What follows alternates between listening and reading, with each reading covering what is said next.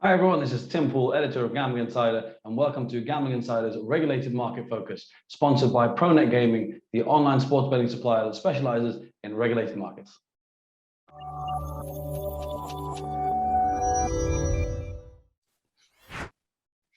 Hi Joerg, thanks very much for joining me today. It's my pleasure. Thank you very much. Yeah, we're really excited to talk to you about the German market, which is something we're going to cover more of on Gambling Insider this year, especially with the assistance of yourself. Plenty going on in the market, so I'm sure we won't be short of topics. But to start off with, I think it would be great if you could maybe give us an intro into yourself and tell us kind of your experience and what your role is within the German gaming industry. Happy to do this and happy to keep it short. Otherwise, it might be boring. But you can assume for a gambling lawyer in Germany, these are not boring times. It's exciting, it's challenging. I'm practicing gambling law for more than 26 years now. I've seen all these developments from the very first steps up to now, where we are seeing the first era of fully regulated market in Germany. That's exciting. And what I'm doing currently is, of course, guiding applicants through the procedures of licensing applications for sports betting licenses on one hand, of course, which has been taken a while when it started, and for virtual slot machines or online poker, which is fairly new since as of 1st of July 2021. We're now conducting these proceedings. We are leading to correspondence with the regulators. And then, of course, there are the typical standard issues and challenges post-production, or you can call it post-licensing issues, with these clients, and sometimes it's litigation, not avoidable, and giving advice, and most importantly, trying to provide the basis for a dialogue between the industry and regulators. That means we are working on kind of lobby work, kind of organizing conferences, which is really very important in Germany. We are starting from scratch, and this authority, which is basically responsible for the virtual slot licenses, they really started from scratch. New H&R people trying to do their best, and they really do, but we need to support. We need to understand if it takes more time. And so it's not only advising, it's also just communication, which is needed, and that's what we're doing at the moment. Mm-hmm. I mean, it sounds like a very busy time. Sounds like you've kind of got your hands full, almost work cut out. You've sort of touched on a few kind of important issues there with regards to your work. But if we look at the market kind of generally and Germany regulated betting at the moment, can you give us a brief rundown of the exact situation? You wrote an article for us recently, and actually I'm sure there's been some updates since then. So if you could just kind of give us the latest, I'm sure there's plenty to get through. Unfortunately, regarding the licenses issue, there's still no update. We don't have seen any licenses for virtual slot machines or online casino being granted to any operators at the moment. Well, by rumors, we can expect this will probably happen within the next couple of months, but that is the typical answer. I think the likelihood that these licenses will be granted maybe in the second quarter, that's absolutely fine to predict. For sports betting licenses, there are still some proceedings pending, application proceedings from the old law, which is the interstate treaty coming into force on 1st of January 2020, when the whole application system started. And for some reasons, these procedures went to be delayed, and they needed to be transferred into the new law of the current interstate treaty. And it's surprising. I don't have any explanation, but we're still waiting for those licenses to be granted. They had to adjust their applications to the new law. But the problem in Germany is, and this is completely different to every other jurisdiction I know, in Germany you have a respective authority. This is the relevant body. Here for sports betting licenses, the Regional Council in Darmstadt, which I think is a body very experienced. And then for virtual slot machines, it's the State Administrative Office in Lower Saxony, city of Halle, which is that office that really started from scratch, but is doing a hell of a job in order to get all these things under control. But both regulators, whether it may be sports betting or the casino type games, they cannot make the final decision. You imagine they're reviewing your application. It's hundreds, if not thousands of pages. They come to the conclusion, well, this is a proper operator. We can grant a license. And in the UK and in Denmark, everywhere, this would be it. In Germany, they need to transfer the case to the Gambling Committee, which is a group of regulators representing each of the 16 German landers. And this Gambling Committee needs to find a conclusion, meaning a majority vote, which is 11-5 minimum, either yes or no. And if they can't make that majority vote, it will be delayed and postponed and takes time and time. And that explains why sometimes we have to wait for a couple of months. That is something which is a failure, an error in the German system. It would be much better if the authority could make their own decision, or if there would be a body or an instance above the Gambling Committee who could make, with the power to do so, a final decision and tell the gremium, well, this is where we go. We say yes, or we say no. Since this is at the moment not available, sometimes we need to be very patient. That's one thing, I think, of course.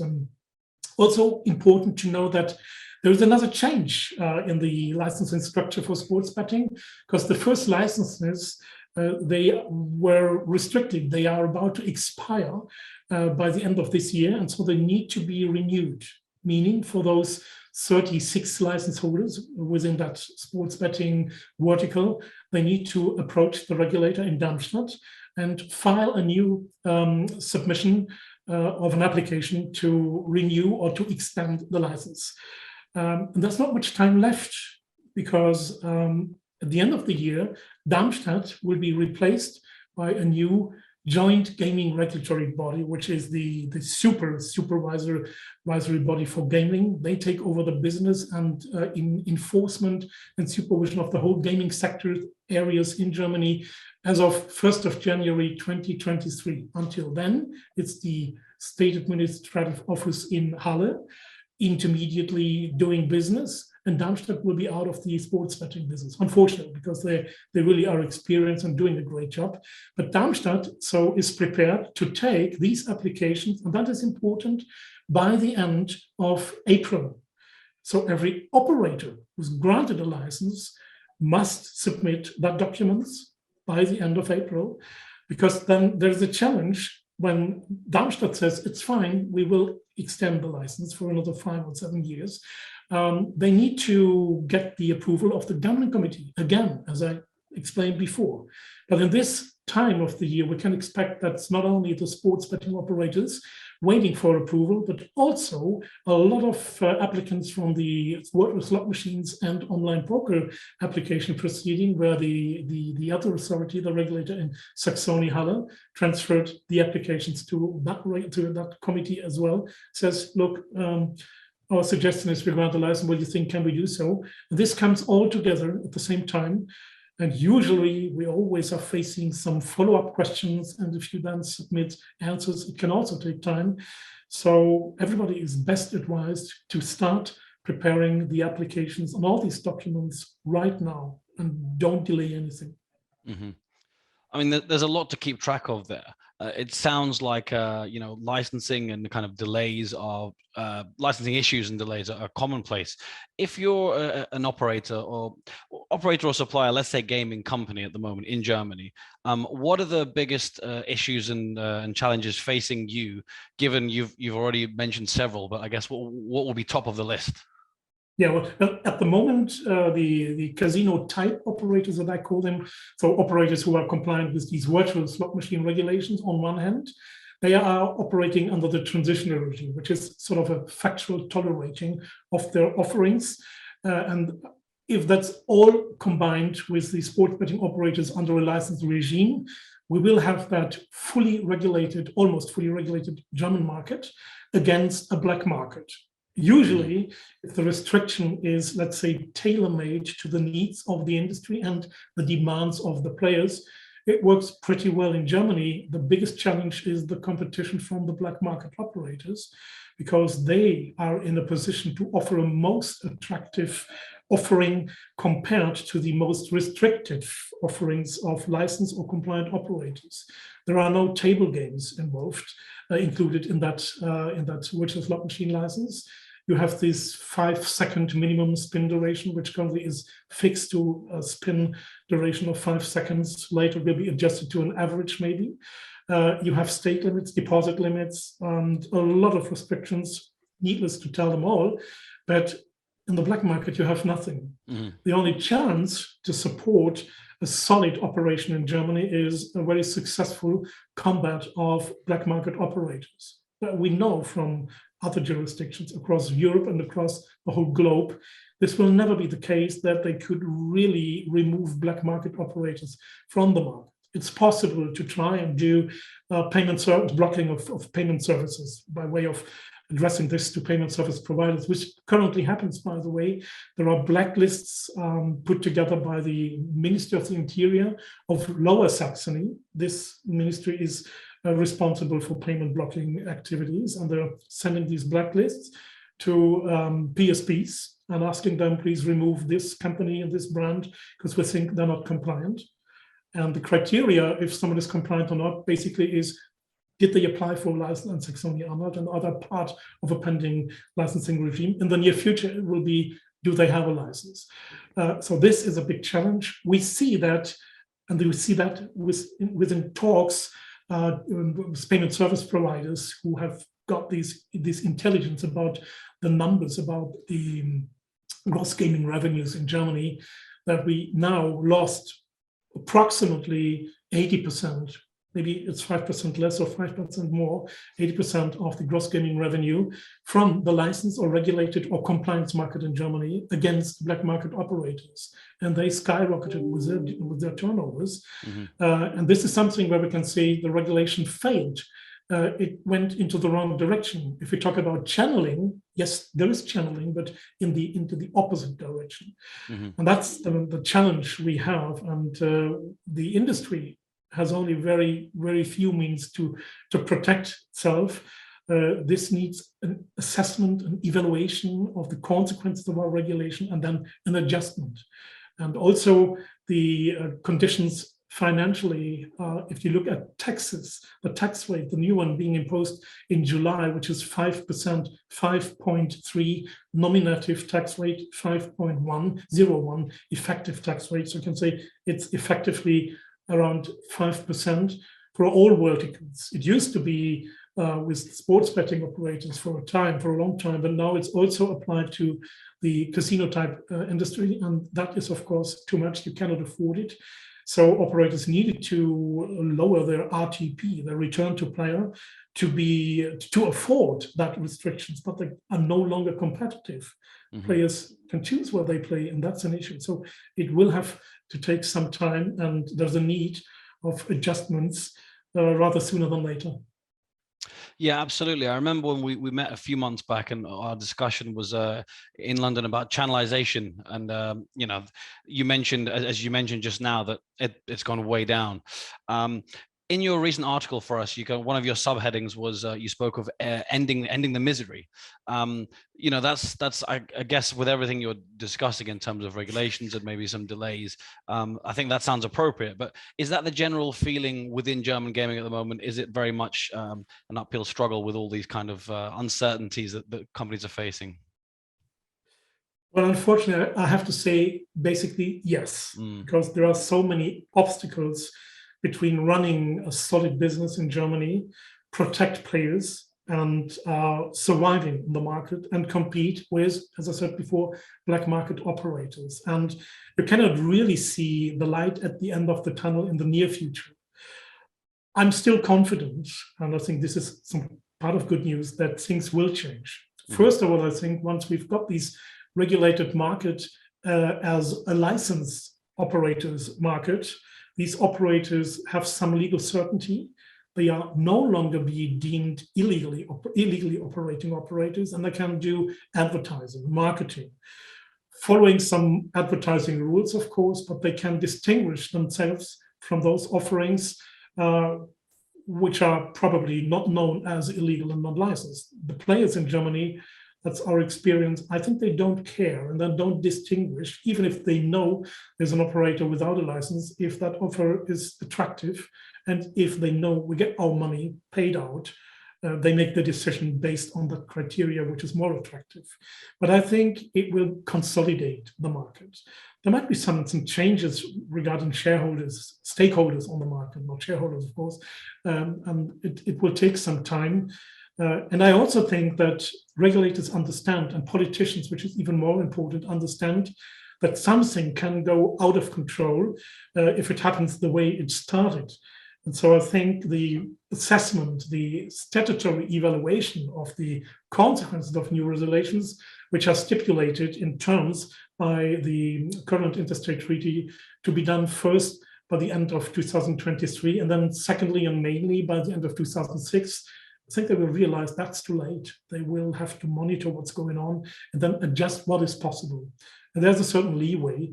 And I think we've got these lobby groups as well, the trade associations, and there's a good communication among the three trade associations, the main ones, and the regulatory bodies. And I think this is a fair exchange of knowledge, experience, and a good message that cooperation is a key to make this regulation successful. Mm-hmm. So obviously we've mentioned, I guess it's fair to call them a few negative issues, but if I were to ask you conversely, were there any kind of positives to take? And I think you just mentioned one really there, perhaps the involvement of trade unions. And I'd like to combine that with another question, looking at 2022, because we're just into the year now. What's your overall outlook looking forward? Can there be progress? Because obviously we've mentioned a lot of stumbling blocks, but can we be this time next year in a much better place? Well, there has to be progress, and there will be progress. First of all, the most important that happens in Germany in 2022 is the issuing of these virtual slot machine licenses. That never happened before. It's the first time, apart from the online casino regulation in Schleswig-Holstein, which is one of 15 German states, and they started in 2012 issuing first licenses for all verticals. Apart from that, which was restricted to Schleswig-Holstein and the residents, it's the very first time that casino-type games will be offered on a legal basis in Germany. That's very important, and that provides certainty, legal certainty for the operators. You will know that in some countries, including Germany, and you can also mention Austria as an example, we have that issue of player claims, where players are approaching the casinos and say, oh, we didn't know that this is illegal, just realized that. And so if it's illegal, all the agreements are null and void. We want our money back. And you see courts confirming this legal opinion, and you see courts rejecting it, but it's not really feasible to get control of this situation at the moment. Once you've got a license, end of discussion, at least for the future, present, and the future in the long run. Of course, it's important. And I think this is a good perspective for the industry to consolidate. A final question from me, which is on similar lines, is we talked about progress and maybe a little bit of positives there amid, as you outlined quite in detail, I don't want to say negatives again, but the not so positives, let's say. In terms of the next step, and again, you've talked about the licensing. What is the next big step for Germany to perhaps take it to the level it needs to be? I'm guessing it's going to be to do with licensing again. Yes, sure. I mean, the biggest step, the really biggest step is that licensing coming to an end, the issuing of licensing. By the way, it will not come to an end, but the first bunch of licenses will be issued. And then we see the most important period is the post-licensing era, when we see how we can communicate the practical level with the regulators, the regulation, the players, how it works. There will be lots of failures, obstacles, but I think we will all manage this. And then, and this is something which I think I've monitored this development, which I think is very important and excellent to confirm that the quality of communication with the expert on the authorities is getting better and better from time to time. And for me, it's always a benchmark to see if you are attending an international conference, are there any regulators from Germany? In the past, you couldn't hardly find some, at least if that is a real international conference with maybe industry participation. This will change. We see willingness of regulators to go public and to speak on panels and to discuss with the industry what can be done better, where are the issues. This is something we were missing in the past. I think this is very important. And so I believe that it will be a matter of time, and regulators will see and politicians will see that fighting the black market only in order to support the license market will not be very successful. You can make it difficult for those competitors, but you will never remove them from the market. And you cannot protect the player, because players can only be protected in that environment where they are playing. So the better option is to create an environment which the player likes to play in, and then focus on player protection individually on the single player. I'll give you an example. At the moment, there is a deposit limit. It used to be a stake limit. It's 1,000 euro per player per month. It can be exempted for sports betting at the moment up to a maximum of 30,000. But this applies to everybody, depending on his individual position, but it can be higher. But there are players who are used to spend more than 100,000 euros per month because they have the money. They are multi-millionaires and they love to do so. Mm-hmm. If you tell them, sorry, we need to limit you with 30,000, these players certainly will spend the money somewhere else abroad. If we allow them to spend that money, and if we tighten the monitoring system and see, we are checking their affordability, their financial background, and we are checking and monitoring their player behavior. This is much better in terms of reaching out to players and applying player protection, and it satisfies the market. It makes it stronger, and it keeps the business in Germany within that license and taxed environment. This is what we learn, this is what we discuss, and this is what we will see in the future sometime. Absolutely. Well, Germany, a very fascinating case study at the moment. Obviously, we've got goings on in the UK, in the Netherlands, and in Sweden, but sure. Germany right up there in terms of things that are happening. And I guess, as you've outlined, things that need to happen. So, Joerg, thanks very much for your time and your discussion. And hopefully, well, I'm sure you'll have plenty to do, but hopefully things can become a little bit clearer in Germany. Yes, thank you very much. It was a pleasure, always a pleasure. Thank you very much. You and everybody else, please stay safe. See you next time. Thanks very much.